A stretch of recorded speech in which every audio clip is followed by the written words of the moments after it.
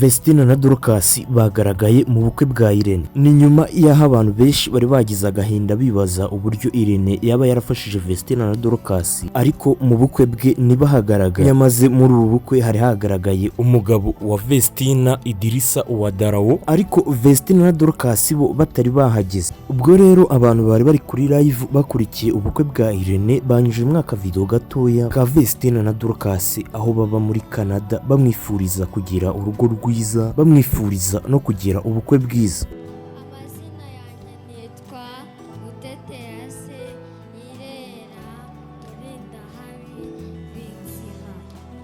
Muri ubu bukwe kandi bwa Irene Murindahabi ndetse n'umudamu we Liliane hagaragayemo umwana wa Irene. Uyu mwana wa Irene ntabwo abantu bari bamuzi ari benshi kubera ko Irene atajya amugaragaza kuri social medias, ndetse abantu bakomezaga bibaza ati se koko Irene yarabyaye, kuko ibyo byo byaravugwaga ariko n'abantu batandukanye ndetse bamwe batanizewe. Kuri uyu munsi rero ku itariki 15 z'ukwezi kwa 8 2026, aha ni mu bukwe bwa Irene nibwo Irene yagaragajemo umwana we mwiza cyane nawe witwa Murindahabi. Abantu benshi batandukanye hirya no hino kuri social media baneje n'uburyo uyu mwana wa Irene yitwaye, ubwitonzi afite ndetse n'uburyo we na se umubyara bahuza, byagaragariye buri wese ko ari ibintu byiza cyane. Ndetse hirya no hino ho bagerageje kwandika comment basabira uyu Liliane ko yazarira uyu mwana neza, n'icyifuzo bamusabaga. Ariko bitewe n'ishusho uyu Liliane nawe ari kugaragaza, ndavuga umudamu wa Irene, bigaragara ko rwose kurera uyu mwana Murindahabi mutoya wa Irene atari ibintu byamugora cyane. Ndetse muri ubu bukwe nanone hagaragayemo Aisha. Irene mwarakoze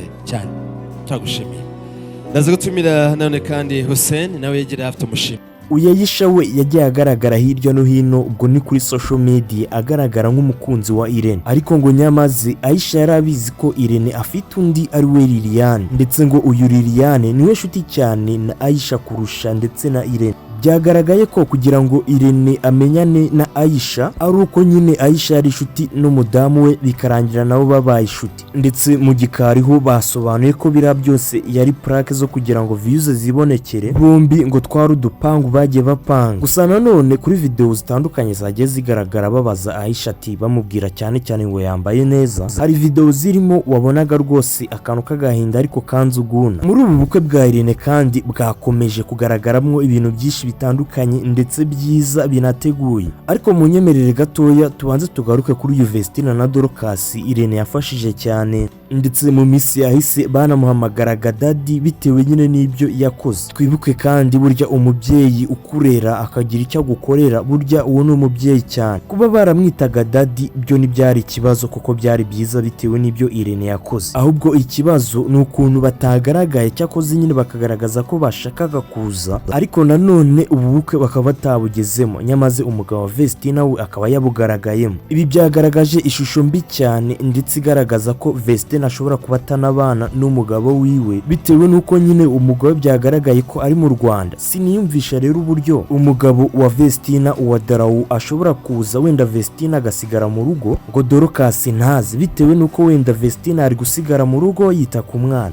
Ndetse byagiye binagaragara cyane cyane mu bukwe bwa Niyo Bosco ubwo yashyingirwaga ahitabiriye Dorcas, ariko uyu munsi wo byagaragaye ko rwose Vestine na Dorcas nubwo bigaragaje nyine bari kuririmbira Irene indirimbo nziza, ishusho ku bakunzi babo byagaragaje ntabwo bayishimiye cyane, bitewe nyine n'isano twagaragaje bari bafitanye. Ndabashimiye cyane ababanye natwe muri iyi video, mbasaba mwese tugire tuti Irene ugire urugo rwiza. Ndabashimiye cyane ababanye natwe, njye bagezaga iyi video nitwa Olivier, Imana ibarinde.